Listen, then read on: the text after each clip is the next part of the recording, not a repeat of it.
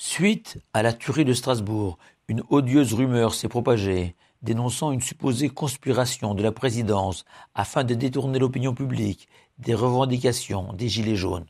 Malheureusement, l'aveuglement de certains, nourris par leur haine du pouvoir en place, les empêche de voir la réalité. Cette même cécité qui a frappé les 10 frères de Joseph, les 10 tribus, 22 ans durant, pendant lesquels ils estimaient juste d'avoir vendu Yosef en Égypte.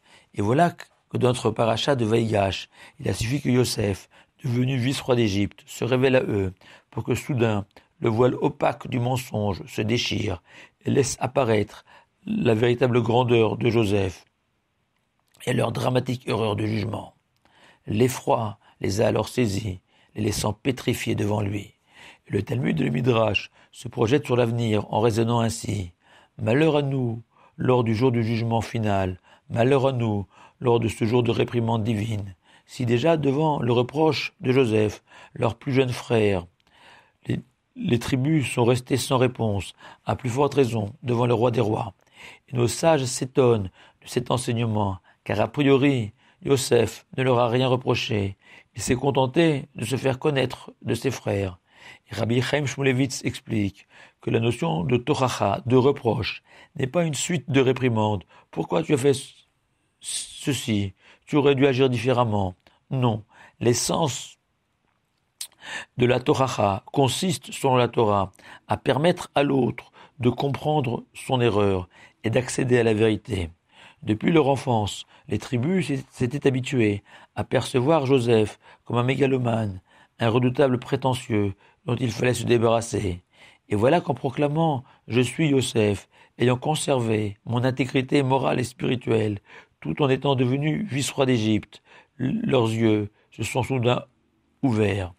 Ainsi, le véritable reproche qui peut être adressé à chacun d'entre nous est notre incapacité à mesurer notre potentiel spirituel en se laissant aveugler par des excuses fallacieuses qui ne résisteront pas à la lumière de la vérité. Et le Maharshal rajoute que l'on comprend dès lors pourquoi le Midrash évoque à la fois un jour de reproche et un jour de jugement, car une fois que l'homme aura pris conscience de la vérité, dans un deuxième temps, s'ensuivra un jugement sur tout ce que nous aurions pu réaliser de grand.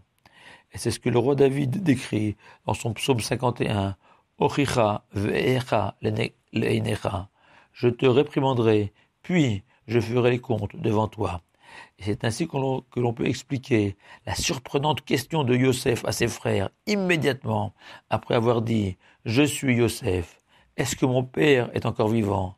alors que dans toute sa plaidoirie, juste avant, Yehuda avait rappelé combien leur père souffrirait de l'absence de Benjamin.